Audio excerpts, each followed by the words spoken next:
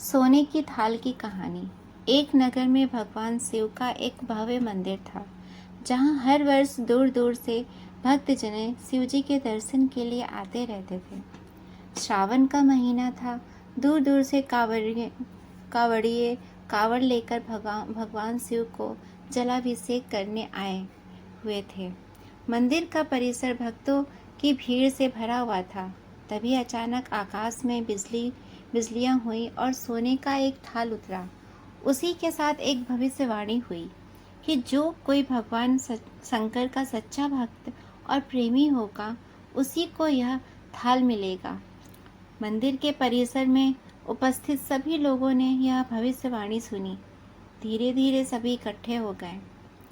जो लोग मंदिर की व्यवस्था देखते थे, उन्हें तो पूरा विश्वास था कि यह थाल हमें मिलेगा, इसलिए वे सबसे आगे जाकर खड़े हो गए।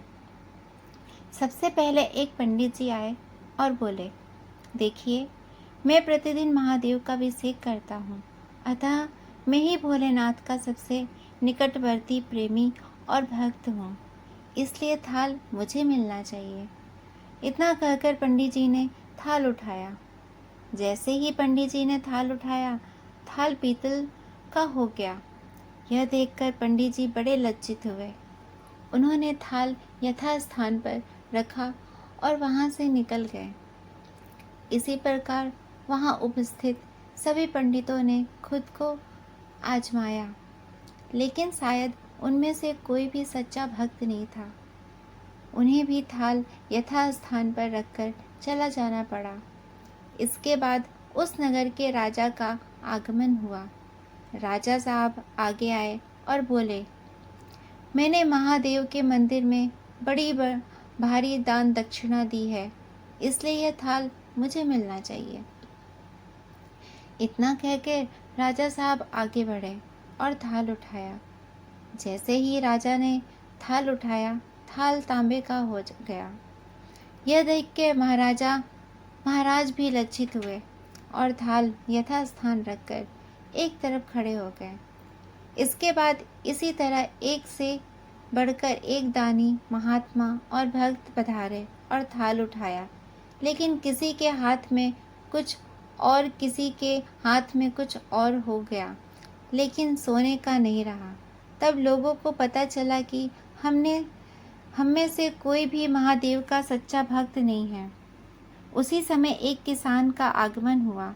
वो बेचारा महीनों बाद आज चतुर्मास के सोमवार के शुभ अवसर पर शिवजी के दर्शन करने आया था। गरीबी और गृहस्थी के बोझ तले दबा दिन रात खेतों में मेहनत मजदूरी करके अपना और अपने परिवार का गुजारा करता था। अभी रास्ते में आ ही रहा था कि कोई भिखारी मिल गया और कुछ खाने को मांगने लगा। इस किसान को दया आ गई। अपने खाने के लिए जो खाना लाया था, वो उसने उस भिखारी को दे दिया। थाल के बारे में इसने भी सुना था, लेकिन इसने उस ओर कोई ध्यान नहीं दिया।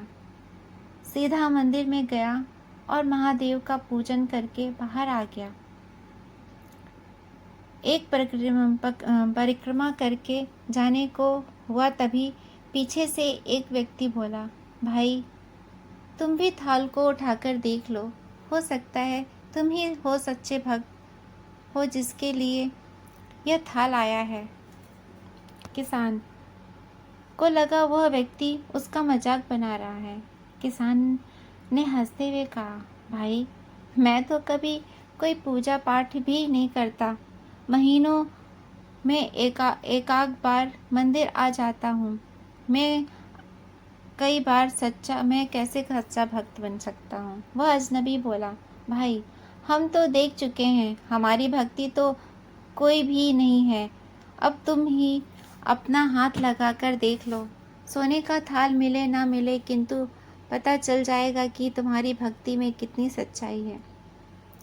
लोगों के बहुत आग्रह करने पर आखिर उस भोले भाले किसान ने जाकर थाल उठा ही लिया। जैसे ही उसने थाल उठाया, लोगों के आश्चर्य का ठिकाना नहीं रहा।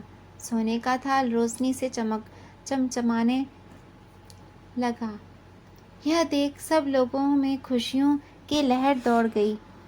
सभी लोग उसके जयकारे लगाने लगे और पूछने लगे, भाई तुम ही सच्चे भक्त हो, अब हमें भी बता दो कि कैसी भक्ति करते हो जिससे महादेव तुमसे इतने प्रसन्न हैं। तो किसान बोला, भाई मैं कोई भक्ति नहीं करता, मैं केवल दिन भर खेतों में काम करता हूँ और थोड़ा समय निकालकर ज़रूरतमंद लोगों की मदद करता हूँ। इसके अलावा मैं कोई विशेष कार्य नहीं करता। लोग पूछने लगे, तुम लोगों की मदद क्यों करते हो? हंसते हुए किसान बोला, सुकून। दूसरों के चेहरे पर मुस्कान देखकर मुझे जो आनंद और खुशी मिलती है उसे मैं शब्दों में बयान नहीं कर सकता। शायद यही कारण है कि महादेव मुझ पर खुश हैं। इसलिए हमेशा याद रखें, सत्कर्म का आरंभ भी आनंद से होता है और अंत भी आनंददायक होता है। दुष्कर्म का आरंभ भी दुख से होता है और अंत भी दुखदायक होता है।